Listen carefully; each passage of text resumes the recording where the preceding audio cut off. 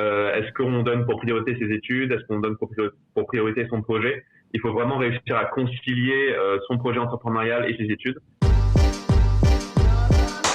Bonjour, bienvenue dans Business Lab, le podcast. Je suis Pamela Ehanga et dans Business Lab, on parle d'entrepreneuriat. Chaque semaine, dans Business Lab, nous abordons un thème clé de l'entrepreneuriat avec un entrepreneur ou un expert à nos côtés. Le but étant de vous aider à passer à l'action avec des clés et des conseils pratiques et concrets prodigués par des personnes qui sont elles-mêmes déjà passées par là. Étudier et entreprendre? Pas facile, me direz-vous. Eh bien, les chiffres de l'entrepreneuriat étudiant sont en constante progression. D'ailleurs, pour soutenir la création d'entreprises chez les jeunes, la ministre de l'Enseignement supérieur, Frédérique Vidal, annoncé en mai 2019 le plan L'Esprit d'entreprendre, avec une enveloppe de 5 millions d'euros par an, sur 3 ans. De quoi donner l'envie d'entreprendre. Notre invité du jour n'a pas attendu la fin de ses études pour se lancer. Avec lui, nous allons voir quels sont les défis qu'il doit relever dans son quotidien d'étudiant entrepreneur, les enseignements qu'il en tire et ses conseils d'organisation. On le retrouve chez lui, à Avignon. Bonjour Hugo Capel.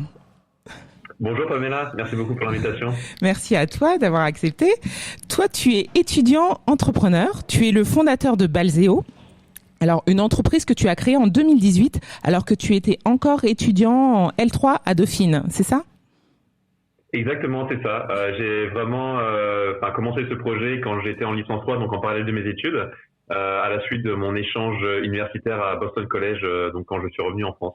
D'accord. Et à quel âge as-tu été piqué par le virus de l'entrepreneuriat? Le virus de l'entrepreneuriat, je pense que il a toujours été en moi indirectement. Je pense que on parlait pas forcément d'entrepreneuriat, mais c'est vraiment la volonté de faire des petits projets par-ci par-là, même au lycée, au collège. J'ai toujours un petit peu été autodidacte et j'adorais aimer apprendre de nouvelles choses par moi-même. Et je pense que j'ai commencé vraiment par là, et l'envie d'entreprendre et de monter un peu un projet, une boîte concrète, elle s'est révélée quand je suis arrivé à Dauphine, donc en 2015. Okay. Et quand j'ai rejoint l'association Dauphine Genius liée à l'entrepreneuriat étudiant. Et est-ce qu'autour de toi, tu as des entrepreneurs? Est-ce que ça s'explique aussi de par ton entourage? Alors non, pas du tout. Bizarrement, dans ma famille, il n'y a pas du tout d'entrepreneurs. Beaucoup de professions libérales ou salariées. Donc je pense que c'est venu vraiment de la musique. J'ai fait de la musique au conservatoire, donc du saxophone depuis que j'ai 7 ans. Et je pense aussi que la musique m'a apporté énormément peut-être de qualités qui m'ont été nécessaires pour monter ma boîte. Ah oui. Comme la confiance en soi, la rigueur, le travail, etc.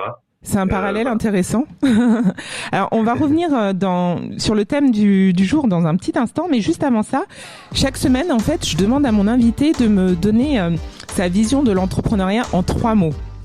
Alors, pour toi, Hugo, qu'est-ce que l'entrepreneuriat t'inspire? L'entrepreneuriat, ça m'inspire de l'énergie déjà. C'est beaucoup d'énergie à mettre dans son projet, et c'est ce qui est le plus important, je pense. Deuxièmement, je pense que c'est optimisme. C'est beaucoup d'optimisme. Il faut croire en son projet, et malgré quand il y aura des hauts et des bas, il faudra quand même relever la pente. Et quand on va faire face à des problèmes, il faudra toujours rester optimiste. Et quand on aura des problèmes, fournisseurs, clients, etc. Et Dieu sait qu'il y en a des problèmes, non? Oui, c'est vrai, mais on peut les surmonter. Je pense qu'on peut les surmonter si on a la bonne démarche et le bon état d'esprit.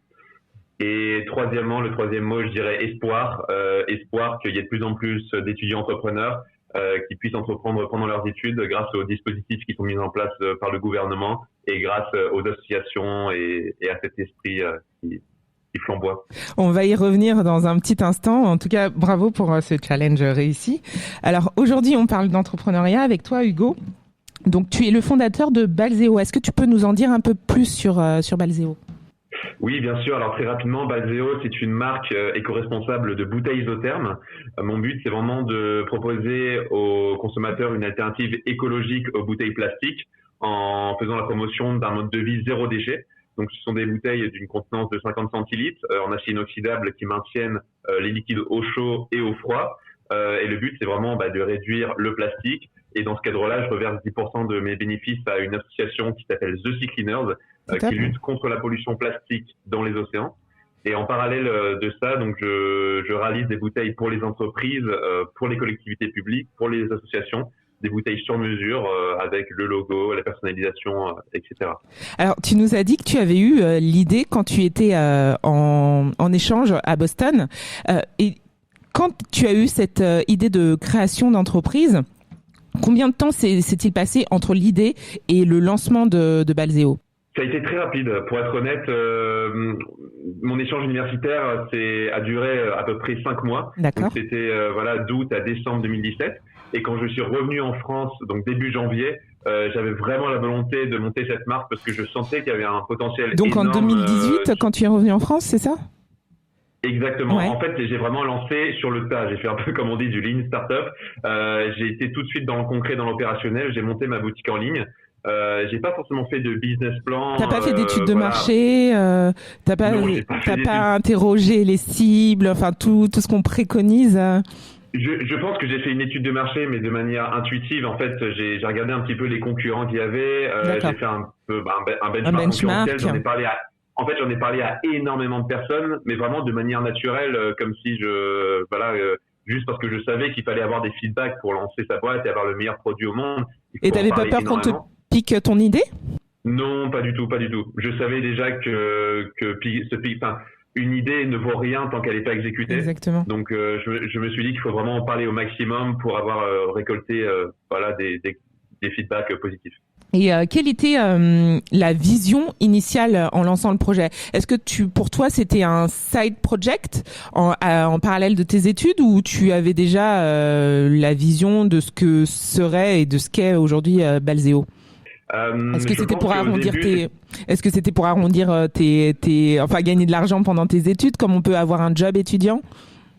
Alors non, pas du tout. Justement, j'étais pas du tout dans cette problématique monétaire. Je voulais vraiment lancer ce projet parce que ça me faisait plaisir. C'était pour le kiff, on va dire, de lancer un projet qui ait du sens, qui ait de l'impact, qui ait vraiment aussi une communauté autour du produit. C'est ça aussi qui me donnait l'énergie pour continuer. Après, je pense qu'au début, c'était vraiment un side project que j'ai fait en parallèle de mes études. D'accord. Que j'étais obligé forcément de continuer mes études. J'étais en licence. Et ensuite, j'ai continué avec un master marketing. Et aujourd'hui, je suis en master entrepreneuriat et projet innovant. Donc, je suis encore dans mes études et j'ai Balzeo à côté. Mais d'ailleurs, on reviendra sur la vision. On reviendra sur l'organisation dans un petit instant. Mais tu parlais de vision. Tu avais cette vision dès le jour 1 de Balzeo et dès ton entrée en licence, en fait. Exactement. L'intuition vraiment m'a dit que c'était un marché qui allait exploser en Europe. C'était vraiment un produit qui était très courant aux États-Unis et peut-être dans d'autres pays. Et en France, qui n'était pas encore démocratisé à l'époque, en 2018. Je me suis dit vraiment que ça pouvait exploser dans les années à venir. Et effectivement, ça a été le cas ces dernières années. Aujourd'hui, on voit de plus en plus de personnes avec des gourdes isothermes ou des gourdes pour limiter la consommation des bouteilles plastiques. Oui, c'est dans l'air du temps en fait de prendre soin de la planète et d'éviter la consommation de plastique en effet. Mais quand tu as eu cette idée, tu es revenu en France avec cette idée, tu t'es lancé, mais donc tu en as parlé autour de toi, mais qui t'a accompagné? Comment tu as su ce qu'il fallait faire en tant qu'étudiant? Puisque tu disais que t'as démarré un petit peu en mode autodidacte, mais concrètement, comment ça s'est passé? Concrètement, déjà j'en ai parlé beaucoup à l'incubateur de mon université, l'incubateur Paris Dauphine, qui m'a aussi aiguillé sur là où il fallait aller. J'étais aussi membre à l'époque, comme je vous ai dit un peu précédemment, d'une association qui s'appelle Dauphine Genius, qui rassemble en fait des étudiants qui sont passionnés par le monde de l'entrepreneuriat, qui ont déjà lancé leur boîte ou pas. Donc déjà ça a été d'une grande aide pour être entouré des bonnes personnes et dans un environnement bienveillant. Je pense que c'est très important. Et ensuite, troisièmement, le statut d'étudiant entrepreneur qui m'a été délivré par Pépite. Donc j'ai pu bénéficier aussi de l'accompagnement de la part de Pépite, qui est un réseau donc national d'étudiants entrepreneurs qui permet aussi de donner de la crédibilité à son projet, de la légitimité et de l'accompagnement par des experts, par des coachs qui vont pouvoir nous accompagner. Donc c'est un peu ces trois facettes, je dirais l'incubateur de Paris Dauphine, le réseau Dauphine Genius, donc l'association, et troisièmement Pépite. En effet, le Pépite, alors pour ceux qui nous écoutent, alors le Pépite, c'est le pôle étudiant pour l'innovation, le transfert de l'entrepreneuriat. Et en fait, c'est un réseau où il y a 33 pépites en France. Et c'est un réseau qui délivre le statut étudiant, le statut national étudiant entrepreneur, le SNEE. Et justement, qu'est-ce que ça a changé pour toi, le SNEE? Est-ce qu'il y a eu un impact? Est-ce que c'est différent d'être entrepreneur tout court? Qu'est-ce que ça apporte? Alors, je pense que ce statut, comme je l'ai dit, ça apporte de la légitimité, de la crédibilité vis-à-vis de son projet, surtout quand on est dans ses études. Mais de la crédibilité, excuse-moi, de la crédibilité envers qui? Envers ses professeurs, envers ses proches, sa famille, dire qu'on a un projet et montrer qu'on a ce statut d'étudiant entrepreneur, c'est quand même un tampon qui montre qu'on consacre beaucoup de temps à son projet. D'accord. En parallèle de ses études. Est-ce que ça veut dire que du coup tu as un aménagement spécifique pour dans tes horaires d'étudiant, enfin dans tes cours? Ou pas du tout? Alors non, j'avais pas d'aménagement spécifique. J'ai vraiment fait ça en side project en parallèle. D'accord. Après, je sais qu'il y a des formations qui permettent de travailler sur son projet pendant un laps de temps qui est défini dans l'emploi du temps, mais c'était pas mon cas. D'accord. Et voilà. Après, ce statut, forcément, il apporte aussi un réseau puisqu'on est entouré d'étudiants entrepreneurs qui partagent aussi la même passion et qui ont les mêmes problématiques. Donc, il y a beaucoup de partage, d'entraide, voilà, entre tous ces étudiants entrepreneurs. Et bien sûr de l'accompagnement avec beaucoup d'experts qui vont pouvoir nous accompagner sur des problématiques juridiques, comptables, marketing, etc. Et c'est vraiment une grande valeur ajoutée quand on est étudiant. Alors, j'ai vu que tu étais aussi président de l'association Genius Global. Oui, exactement. Alors, j'étais président l'année dernière. D'accord, ok. C'est quoi ton secret? Tu dors quand? Enfin, comment tu fais pour t'organiser? Si on va commencer par le début, j'imagine que ça c'est un incontournable quand on est étudiant et entrepreneur, ou même si on a un business à côté, on a un side project. L'organisation, j'imagine que c'est la base. Oui, l'organisation, je pense que c'est assez important pour bien cadrer, surtout pour bien cadrer ce qu'il y a dans sa tête, parce que ça peut vite devenir fouillis, surtout au niveau de ses priorités. Est-ce qu'on donne pour priorité ses études? Est-ce qu'on donne pour priorité son projet? Il faut vraiment réussir à concilier son projet entrepreneurial et ses études. Je pense que moi, j'ai réussi vraiment à créer vraiment un triptyque gagnant. Je veux dire, parce que j'avais mes études, j'avais Balzeo et j'avais l'association donc Genius Global. Et tout ça, c'est lié à l'écosystème de l'entrepreneuriat et du monde des startups. Donc, je crée des passerelles entre ces trois activités. Mais une journée n'a que on peut réussir à avancer. Mais une journée n'a que 24 heures. Et si on enlève les 8 heures de sommeil, donc comment tu t'organisais? Est-ce que tu as des outils? Est-ce que tu peux nous conseiller des méthodes? Oui, bien sûr. Je pense qu'après, la méthode est vraiment spécifique à chacun en fonction de son mode de vie, de comment on ressent les choses. Moi, c'est vrai que j'avais toujours un temps pour les études et un temps pour mon projet. Je pense que c'est important de pas s'en mêler les pinceaux. Donc, souvent après les cours, je me consacrais 2 heures pour mes études à fond, en étant très focus. Et après, le reste du temps, par exemple le week-end, quand j'ai du temps libre, ou le soir, au lieu de regarder une série, etc., je me consacrais à mon projet. À ton projet. Donc je pense que c'est aussi des sacrifices, c'est aussi faire des sacrifices, parce que on a forcément un petit peu moins de temps pour sa vie, les copains, sa vie sociale, les copains, les soirées, etc. Après, c'est toujours possible. Franchement, je vais pas dire le contraire. Mais faut savoir que c'est aussi des petites concessions.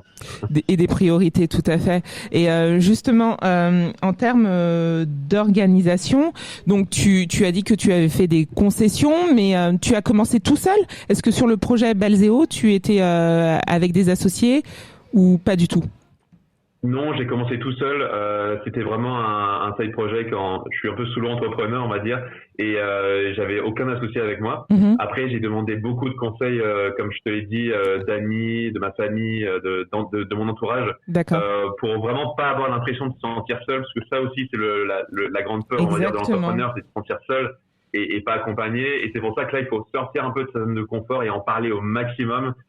Et rester toujours avec des personnes autour de soi, parce que c'est ça aussi qui donne la motivation.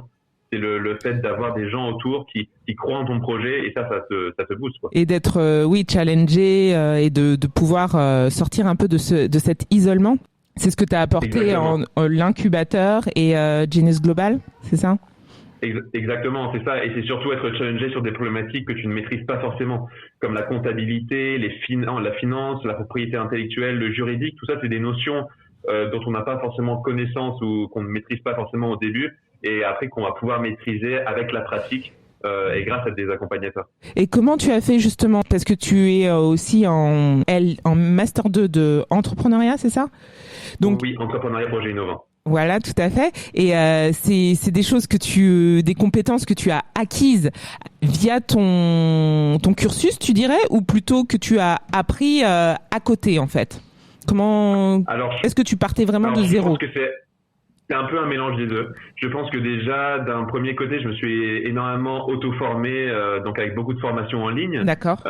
Et aussi grâce à des workshops de l'incubateur qui ont été organisés.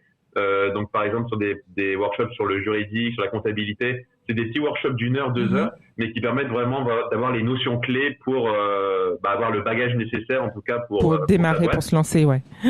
Voilà, et d'un autre côté, le master aussi m'a apporté énormément puisque forcément c'est très concret du coup. Voilà, c'est très concret. On a des cours sur le juridique, sur la fiscalité aussi qui est très importante. Sur le marketing digital, aussi sur les levées de fonds, la transmission, enfin comment revendre sa boîte aussi. C'est des trucs qu'on ne va pas forcément appréhender au début et qui sont pourtant essentiels. Et alors c'est très intéressant ce que tu dis par rapport aux compétences acquises, qu'il ne faut pas hésiter à se former et à aller voir un peu ce qui existe autour de nous, que ce soit en gratuit ou en payant. Mais l'un des autres points aussi qui revient régulièrement, c'est le financement. Alors, quand on est étudiant entrepreneur, où est-ce qu'on trouve l'argent pour se lancer? Est-ce que ça coûte cher? Je pense que déjà, quand on est étudiant entrepreneur, faut aimer la frugalité. Donc, le fait de faire beaucoup avec très peu, je pense que c'est important. Je pense qu'aussi, il faut appréhender aussi, avoir le goût, il faut aimer l'argent, parce que sans ça, ça peut nous bloquer. Si on a un rapport avec l'argent qui est difficile, c'est très compliqué d'avancer.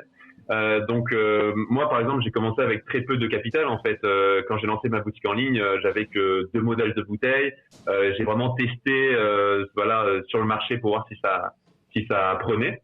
Et donc voilà, j'ai commencé avec 500 €, et c'est d'argent que j'avais économisé en faisant des petites missions, des jobs étudiants, des choses comme ça. Donc je pense que ce qui est important, c'est déjà d'épargner au maximum, donc d'apprendre à épargner, d'avoir ce mindset, et déjà ça sera une grosse étape. Et ensuite, aujourd'hui, il y a beaucoup de dispositifs. Je pense qu'il faut se renseigner auprès de pépites, auprès de vos incubateurs, aller voir dans les écoles ceux qui peuvent vous rediriger justement pour avoir les bons enseignements. Mais on peut avoir des subventions, il y a des appels à projets qui existent. Ouais, tout à fait. Après, c'est vrai que les levées de fonds et ça va arriver un petit peu plus tard dans le projet. Mais c'est bien aussi d'apprendre à connaître les mécanismes aussi de levée de fonds au début, pour avoir justement ce rapport à l'argent qui est très très important et qu'il faut avoir dès le début. Alors, je note plusieurs choses. Donc, dans un premier temps, tu dis il faut aimer l'argent. Donc, ça veut dire quoi? C'est tout un état d'esprit, un mindset, c'est ça? Je pense que oui, quand on est entrepreneur, en fait, il faut déjà avoir il faut aimer son projet et avoir une vision, une mission qui est très très forte, qui permet d'avoir l'énergie nécessaire pour les mois et les années à venir. Et deuxièmement, je pense que l'argent, quand on est entrepreneur, c'est essentiel. En fait, c'est le core business. On va dire, nerf de la guerre. C'est le nerf de la guerre, parce qu'on va devoir gérer sa comptabilité, on va devoir trouver ses clients, faire des devis, des factures. Faire de la communication aussi, ça a un coût aussi. Enfin, si on veut mettre en place ce projet.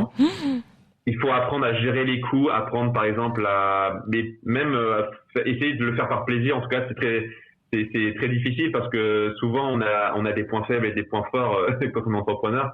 Moi, mon point faible, je vais le dire honnêtement, c'était les chiffres en fait, et c'était toute la partie, le droit, le juridique, la fiscalité. C'est des choses qui sont pas forcément, c'était pas ductif, on va dire entre guillemets pour moi. Mais j'ai appris à l'appréhender avec le temps parce que je me suis dit que c'était hyper essentiel si je voulais me développer. Et ça, pour l'assimiler, l'appréhender, comme tu dis, c'est tu t'es entouré, c'est ça, ou tu as sous-traité, délégué? Comment concrètement tu as fait? Je me suis vraiment formé sur le tas. En Tu fait, t'es donc formé. j'ai regardé beaucoup de formations en ligne. Mhm. Le tout, c'est d'aller trouver la bonne information. Ouais. Parce qu'aujourd'hui, on est vraiment dans un surplus d'informations. Donc, c'est d'avoir les bons mots-clés voilà, pour trouver les formations. Aujourd'hui, il y a vraiment des plateformes Beaucoup de choses qui qui sont existent. hyper pertinentes et sont gratuites. Il y a Open Classroom, ce que je retiens, qui est vraiment bien. T'as suivi Voilà. des formations là-bas, c'est ça? Oui, bah j'ai trouvé, oui, parce que les formations sont gratuites, donc Ouais. pour moi c'était génial. J'ai pu apprendre énormément et je remercie cette plateforme. Mais aussi il y a YouTube, tout simplement. Sur YouTube, il y a beaucoup on peut s'enrichir de tutoriels, de workshops, de choses comme ça. Et c'est comme ça aussi que j'ai pu apprendre. C'est génial. Et donc toujours sur le côté financement, est-ce que tu as sollicité des financements, des subventions? Est-ce que tu as fait des concours toi-même pour faire connaître Balzeo et te faire financer? Alors non, moi personnellement, je n'ai pas fait de financement ou je n'ai pas eu besoin de subventions ou je n'ai pas fait d'appel à projet. D'accord. Tout simplement parce que je n'en avais pas besoin en fait. Okay. En fait, voilà, je suis sur un business de e-commerce, donc j'ai pu accéder à la rentabilité assez tôt. C'est-à-dire qu'il n'y a pas eu des périodes de recherche et développement, des périodes où je devais investir énormément. Donc voilà, je n'en ai pas eu besoin, mais ça va dépendre du type de projet qu'on a. Bien sûr. Si on a un projet qui est très technique, très technologique, où il y a beaucoup d'innovation et de recherche et développement, forcément, on va devoir aller chercher des subventions, faire des appels à projets et pourquoi pas des levées de fonds. Alors, donc tu as eu cette idée que tu as importée aussi aux États-Unis par rapport à ce qui se faisait aux États-Unis. Donc tu te lances, où est-ce que tu trouves tes fournisseurs? Enfin, comment tu te lances avec ton propre financement sur fonds propres? Concrètement, comment ça s'est passé?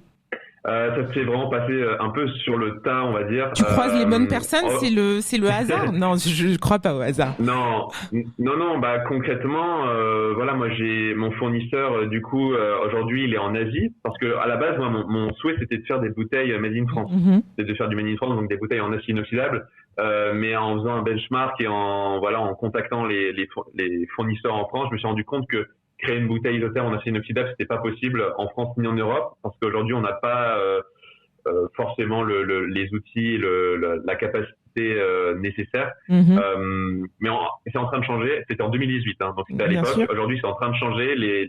Ça change, mais à l'époque, voilà, et 99,5% de l'acier inoxydable c'était produit en Asie. Donc je me suis tourné vers un fournisseur asiatique et j'ai trouvé, en fait, voilà, j'ai fait un benchmark un peu des usines qui existaient. Et puis j'ai trouvé mon fournisseur et ça fait depuis 3 ans maintenant je sous-traite avec lui pour aller essayer d'avoir de l'impact et pour limiter mon bilan carbone. Je fais transiter en fait les bouteilles de Chine à l'Europe, donc jusqu'en France où j'ai mes stocks par train, donc par la route de la soie. Et donc voilà, il y a aussi cette partie de reversement de partie de mes bénéfices, 10%. Oui, ça fait vraiment partie. Ça fait vraiment, oui, partie de la mission de ton entreprise et des valeurs fortes de ton entreprise. Et donc, tu as fonctionné en pré-vente, j'imagine? Alors non, j'avais pas forcément de pré-vente, j'ai pas fait de campagne de crowdfunding non plus. D'accord. En fait, j'avais un petit stock de bouteilles. Voilà, j'ai commandé 100 bouteilles au début avec 2 modèles. Et ensuite, j'ai essayé de vendre au maximum sur ma boutique en ligne, voilà, pour essayer de convertir au maximum. Et j'en parlais tout autour de moi. Et puis il y a le bouche à oreille qui est un peu opéré. Et c'est comme ça que j'ai pu grandir et développer ma gamme. Super. Alors, on va prendre quelques questions d'auditeurs. Alors, j'avais noté la question d'Inès. Qui est en région parisienne. Elle dit « J'ai un projet que je mûris dans ma tête depuis un petit moment, mais je ne sais pas par où commencer ou me renseigner. Je me dis que c'est peut-être trop ambitieux pour une simple étudiante. » Donc, comment on fait quand on pense big et qu'on veut commencer et se lancer sans avoir peur? Je pense que déjà, c'est pas trop ambitieux. Il faut croire en ses projets et je pense qu'il faut se dire que c'est réalisable, que c'est possible. C'est la première étape, je pense.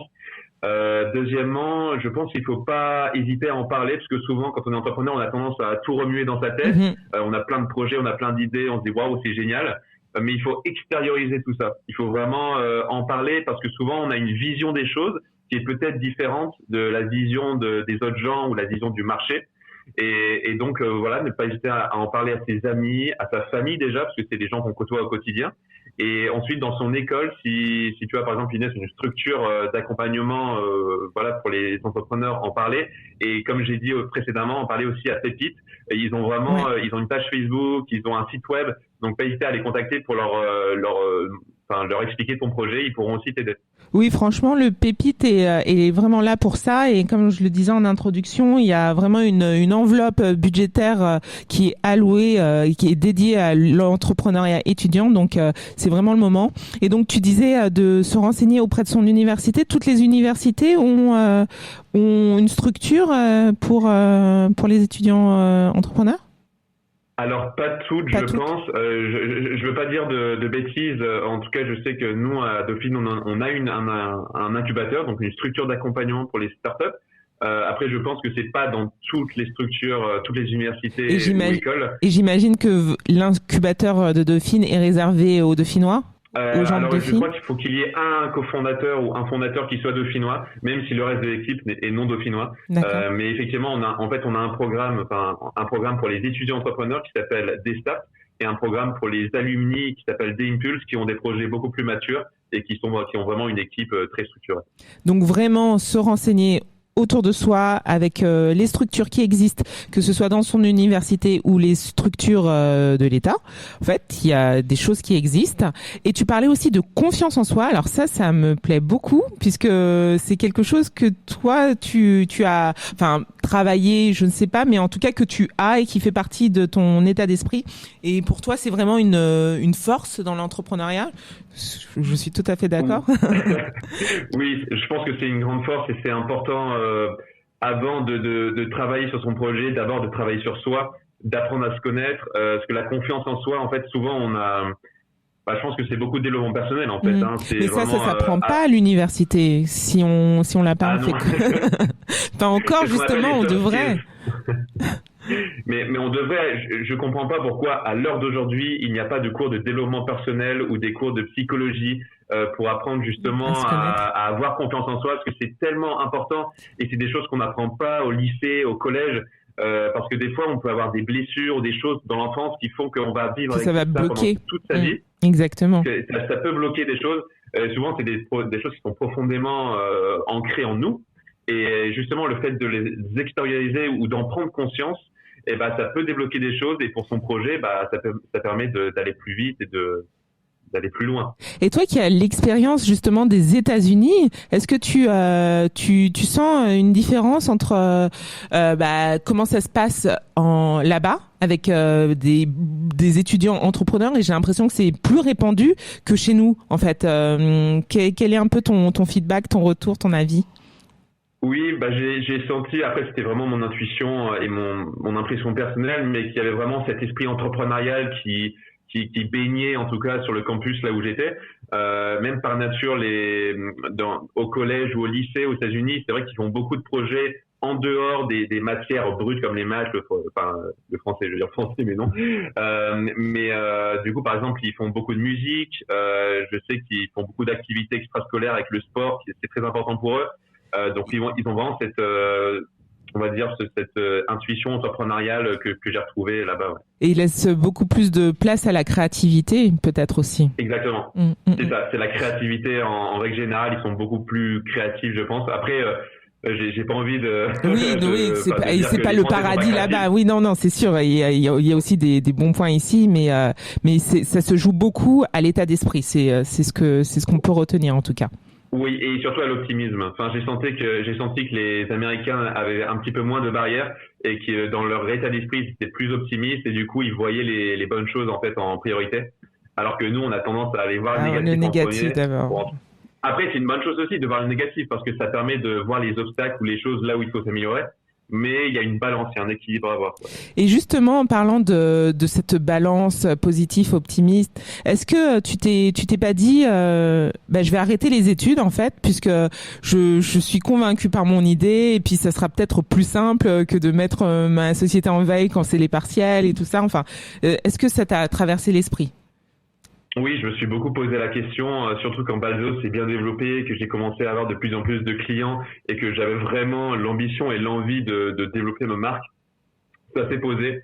mais j'ai voulu continuer les études parce que pour moi c'était quand même important de finir mon bac+5 pour avoir quand même voilà un petit bagage professionnel.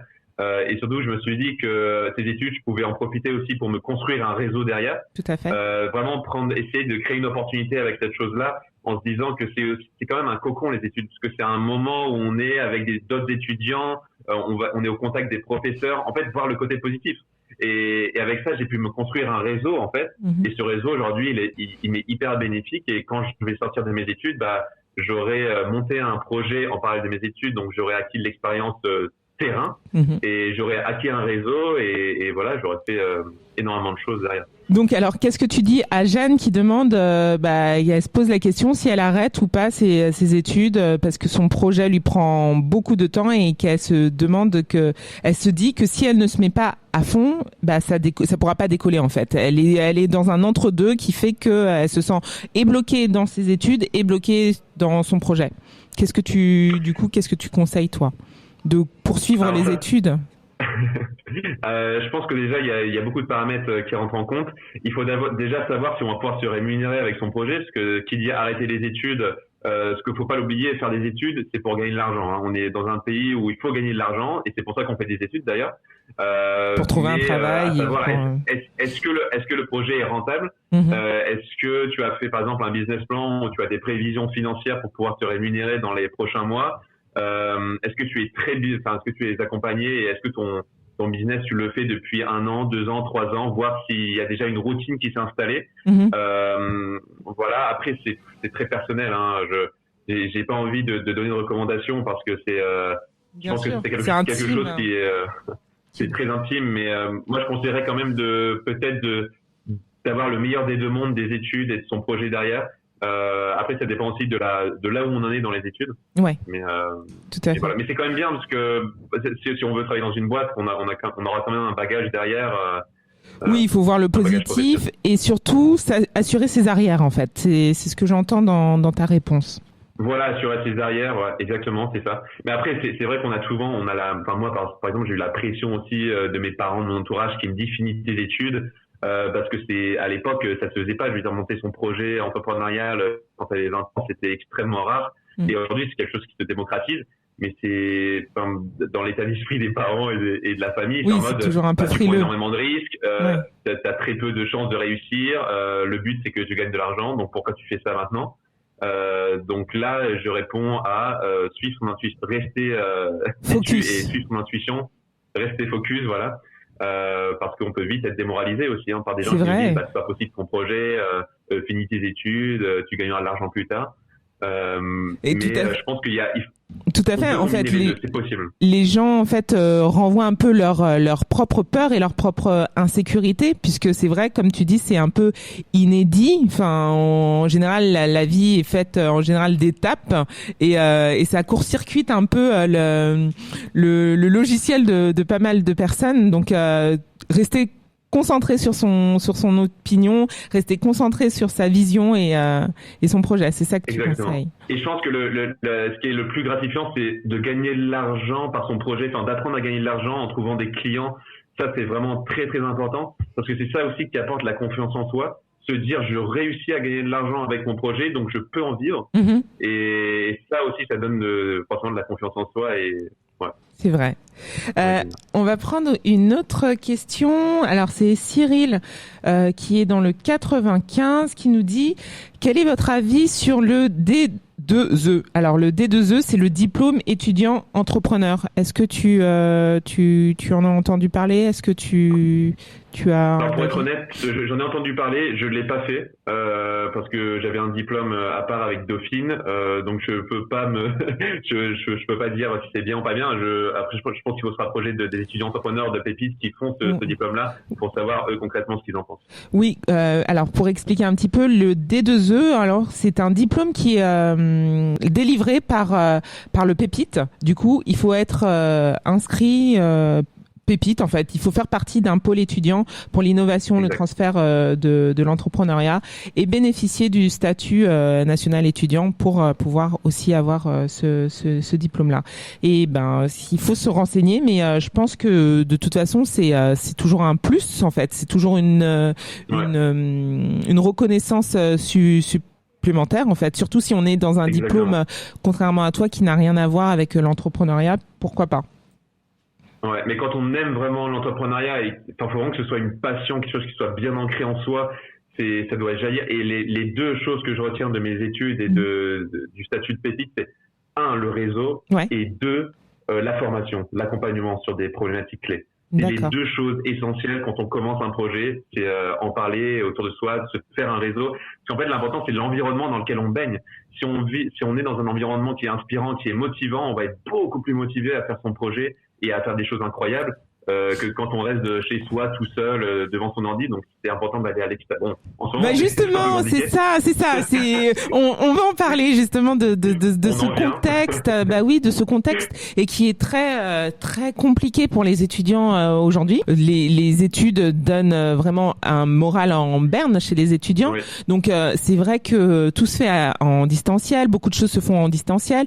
Et donc comment on fait pour rester connecté, pour rester entouré dans ce contexte-là et puis avec ce mood-là, en fait, j'ai envie de te dire, parce que il y a le quotidien à gérer. Si en plus il y a ça aussi, quels sont tes conseils, toi? Comment tu le vois, puisque tu as été aussi président de Genius Global et donc tu as l'habitude de côtoyer des étudiants entrepreneurs. Quel est un peu ton feedback? Donc déjà oui, je vois effectivement aujourd'hui qu'il y a beaucoup d'étudiants qui se démotivent ou qui sont démoralisés par la crise du Covid, le fait qu'on reste tout seul chez soi. C'est vrai que ça pose beaucoup de problèmes au niveau social. Parce qu'on voit plus ses amis, on est tout seul et surtout quand on voit les médias, c'est vraiment démoralisant, je trouve. Ouais. Mais je pense que l'important, c'est je vais le répéter, mais l'état d'esprit, le fait de rester optimiste vis-à-vis de l'avenir. Mais ça, c'est des mots, mais comment concrètement, en fait, surtout quand on est étudiant et loin de sa famille, en fait, tu vois, si tu peux pas voir tes amis, c'est un contexte qui est compliqué pour tout le monde, mais je pense pour les étudiants d'autant plus. Oui, c'est vrai. Après, je te demande pas une réponse, une solution. Ouais, c'est compliqué là. C'est vrai. Mais toi, comment tu le vis en fait? Toi, t'es très entouré.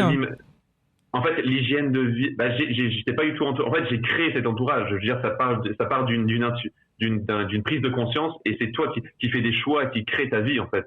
À partir du moment où tu fais ces choix-là et que tu te dis, je dois me prendre en main, je dois faire les choses bien je veux dire, je pourrais très bien ne pas être entrepreneur. Ça va dépendre aussi de ce que tu as envie de faire et les moyens que tu vas déployer pour atteindre tes objectifs. Ouais. Mais aussi, ce qui est important aussi, bien sûr, et ce qui permet de rester positif, c'est l'hygiène de vie.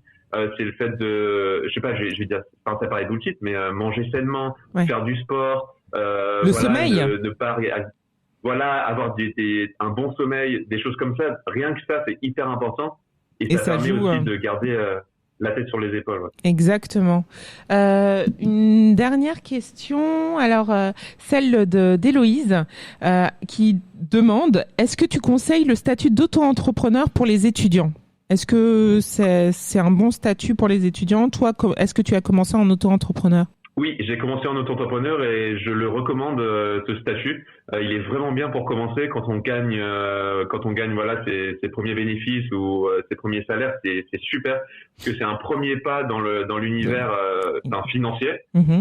Surtout qu'on a un peu moins de contraintes juridiques par rapport à une forme juridique un peu plus lourde comme la SAS ou la SA, etc. On a juste à mettre ses dépenses et ses recettes. Oui, alors il n'y a pas d'obligation de tenir une comptabilité contrairement à d'autres. Exactement. Il y a plus de souplesse. Exactement. Voilà. Après, comme toute forme juridique, il y a ses avantages et ses défauts. Tu auras quand même des cotisations sociales à payer, forcément. Il faut aussi, bien évidemment, déclarer ses impôts. Donc il y a un peu de fiscalité qui rentre en compte. Mais c'est vraiment le statut d'auto-entrepreneur, je le recommande énormément parce que ça permet de tester un peu son idée. En n'ayant pas une forme juridique super lourde. Ok, donc à tester, et pour commencer, c'est un bon début. Il faut être en dessous d'un certain seuil de bénéfices, mais pour voir justement l'appétence du marché, c'est un bon step pour commencer. Exactement. Exactement. Surtout que la TVA, et je sais qu'il y a un seuil où elle est pas forcément, on n'a pas forcément besoin de déduire la TVA, ou elle est non applicable. Après ça, il faut se renseigner. Je pense qu'il y a beaucoup de sites sur Internet pour se renseigner sur les formes juridiques et sur cette notion de TVA et d'imposition aussi. Aujourd'hui, où en est Balzeo? Tu es toujours tout seul dans l'aventure, ou est-ce que tu as embauché? Comment ça se passe? Alors oui, je suis toujours tout seul actuellement, et justement, je fais une petite pub parce que je recherche Tu recrutes? je recrute 2 stagiaires de 6 mois, donc en communication, community management et en création graphique, pour pouvoir m'accompagner sur le projet, comme je vais pouvoir être à plein temps sur mon projet d'ici avril. Donc si le projet vous intéresse, n'hésitez pas à me contacter directement. Top. Avec grand plaisir pour en parler. Ça veut dire que jusqu'à présent, donc ça fait maintenant 3 ans, tu t'occupais de tout seul, tous les sujets tout seul. Oui, tous les sujets tout seul. Ouais. La comptabilité, le juridique, la relation avec ton fournisseur, la relation avec tes clients, le service après-vente de tes clients qui est très important, la gestion de ta boutique en ligne, les créations graphiques, tout ce qui est le community management sur les réseaux sociaux. Apprendre à avoir une vraie image de marque, un vrai branding, apprendre à réussir à créer une communauté. Wow. Il y a aussi toute la partie relations presse, par exemple, donc j'ai une agence de presse qui me permet en fait de faire connaître mon projet auprès des journalistes. Ça, c'est très important aussi. Donc toutes ces choses-là, je les ai fait petit à petit. Après, c'est par étapes. Ouais, c'est par étapes, mais concrètement, dans une semaine, ça veut dire que tu as un jour dédié à telle activité, telle discipline, un autre jour dédié aux études, un autre jour dédié à ton association, un autre jour dédié au sport, un autre jour. C'est plutôt par heure en fait. C'est pas tellement par jour, mais c'est plutôt par heure dans la journée. Okay. Où en fait, j'établis déjà mon calendrier de la semaine. Je sais déjà ce que je vais faire le lendemain. À telle heure, j'ai cette problématique, j'ai ces objectifs. J'ai des objectifs chiffrés, je dois faire tant de chiffre d'affaires, je dois avoir 4 clients. Ça permet de se motiver aussi, de s'automotiver et d'atteindre ces objectifs, quoi. Mais après, ça dépend de chacun. Chacun a des méthodes de fonctionnement différentes. Mais en tout cas, c'est très impressionnant. Pourquoi t'es resté seul pendant 3 ans? C'est lourd, non? Ouais, c'est lourd. Franchement, si c'était peut-être à refaire, j'aurais peut-être eu des associés. Après, je suis content quand même d'être resté seul parce que tu as une liberté énorme et t'as pas forcément la contrainte d'avoir des conflits avec tes associés, etc. Et surtout que j'avais un projet où tu peux être tout seul en fait. Un business e-commerce, tu peux le faire tout seul. Après, il y a d'autres projets qui sont peut-être plus techniques ou plus technologiques où là, tu dois t'entourer de gens au début avec ta boîte. De toute façon, moi, par l'expérience que j'en ai eue et tous les entrepreneurs que j'ai pu rencontrer, ils recommandent énormément d'avoir une équipe fondatrice. Mais bon, après, je suis solo entrepreneur, du coup, je vais dire aussi que c'est possible tout seul. Ouais. Mais donc toi, t'es vraiment la preuve que c'est possible tout seul, en plus en étant à Dauphine. Donc oui, tu chômes pas en fait. Je suis le contre-exemple. Mais ça dépend du type de projet. Si on a un projet hyper ambitieux, comme je disais, technologique, là, il faudra forcément une équipe. C'est compliqué tout ça, quoi. D'accord. Non, c'est top. On arrive presque à la fin de l'émission. Alors, je vais te laisser peut-être le mot de la fin. Quels seraient les derniers conseils que tu peux donner à quelqu'un qui fait ses études et qui aimerait se lancer tout seul, pas tout seul. Enfin, quel conseil toi tu donnes avec ton expérience? Déjà l'expérience que j'en retire, c'est suivre son intuition, suivre son cœur. C'est toujours ça qui m'a mené vers des belles expériences dans ma vie et des belles rencontres. Donc ne pas forcément écouter ce que disent je veux pas dire nos parents, nos amis, machin. Écouter ce qu'on a envie de faire. C'est une première étape qui est tellement importante. Donc cette partie intuition et s'écouter, c'est important. Deuxièmement, comme je disais, s'entourer des bonnes personnes, des personnes qui sont bienveillantes, des personnes qui vont pouvoir t'aider dans ton projet, qui ont confiance en toi. Et voilà, ouais. Je dirais que c'est deux principales choses tellement importantes, c'est bien se connaître et s'entourer. Et quel est le Meilleur conseil qu'on t'ait donné quand tu étais dans le début de ton projet? Après, je sais pas, parce que il y a eu tellement, ça a été tellement vite et c'était il y a assez longtemps. Je dirais que le projet, enfin le conseil qu'on m'a donné, c'est l'exécution. Vraiment, l'idée ne vaut rien en fait. Enfin, avoir une idée, tout le monde en a des idées, c'est bien d'en avoir, c'est une bonne première étape. Mais ça suffit et pas. Ensuite, c'est l'exécution. C'est comment tu vas transformer ton idée en choses concrètes que les autres vont voir concrètement dans le monde actuel. Et souvent, quand tu pars de l'idée pour arriver à la chose concrète, t'as tellement de choses qui vont se passer et tellement d'obstacles ou des choses. Et quand tu vas avoir des obstacles sur ta route, il faudra garder le cap et il faudra garder cet état d'esprit optimiste en disant c'est pas grave, je continue, j'apprends de mes erreurs. Et je pense que ça, c'est le plus important, quoi. Et est-ce que tu as eu un mentor dans cette aventure? Est-ce que tu as un mentor dans cette aventure? Un mentor? Ouais. Excuse-moi. Un mentor, ouais. Quelqu'un qui te guide un peu, enfin, une figure clé. Emblématique. Ouais. Non, pas spécialement de mentor assigné. Après, j'ai des personnes qui sont là depuis le début. Voilà, l'incubateur de Paris Dauphine, qui est toujours. L'association Genius aussi. Exactement. Et j'ai beaucoup d'amis aussi qui sont entrepreneurs et enfin c'est tellement bien. Ouais, tu t'es vraiment créé un écosystème entrepreneurial. C'est top, c'est top. Mais ça part d'un choix, ça part du choix que l'on fait. C'est le choix que j'ai fait dès la fin de mon lycée. Je me suis dit, prends ta vie en main et voilà, crée-toi ton réseau, crée-toi un environnement inspirant, motivant, quoi. Ouais, c'était vraiment ancré en toi. C'était vraiment une vraie volonté que tu as eue dès la sortie du lycée. Ça part d'une volonté personnelle. Ça part d'une volonté personnelle et surtout, et là on voit aussi la capacité d'un vrai entrepreneur, c'est il y a forcément des moments dans la vie de l'entrepreneur où on va avoir des obstacles ou des choses qui sont pas forcément cool. Je sais pas, moi, je dis n'importe quoi, des problèmes avec des clients, des retards de livraison. Des conflits avec des associés, avec des fournisseurs, tout ça. Et il faudra il faut se dire en ce moment que c'est pas grave, ça fait partie de la vie de l'entrepreneur. Ouais. Et qu'on apprend aussi de toute cette expérience. Ça fait partie du jeu, quoi. Ça fait partie du jeu. Il y a beaucoup de responsabilités aussi derrière, mais c'est un choix et c'est une passion. Donc, on continue avec plaisir. Et justement, où est-ce qu'on peut te retrouver et suivre l'actualité de Balzeo? Déjà, on peut me retrouver sur le réseau Genius. C'est Genius Global, c'est la première fédération étudiante entrepreneuriale en France. Donc n'hésitez pas à taper sur Google ou sur Facebook Genius Global et vous allez pouvoir suivre un petit peu toutes les aventures des étudiants entrepreneurs. N'hésitez pas aussi à rejoindre la fédération, c'est avec grand plaisir parce qu'on essaie de s'entourer de s'entraider entre tous les étudiants qui ont un projet. Ça c'est top, c'est important, c'est hyper important ça. Voilà, exactement. Et puis voilà, sinon Balzeo.com, je vais faire ma petite pub quand même. Mais oui, mais tu es là pour ça, n'hésite pas. C'est génial. Merci beaucoup Hugo, merci d'avoir été notre invité. Merci à vous tous de nous avoir suivis. Si vous avez des questions, n'hésitez pas à me contacter sur mes réseaux sociaux.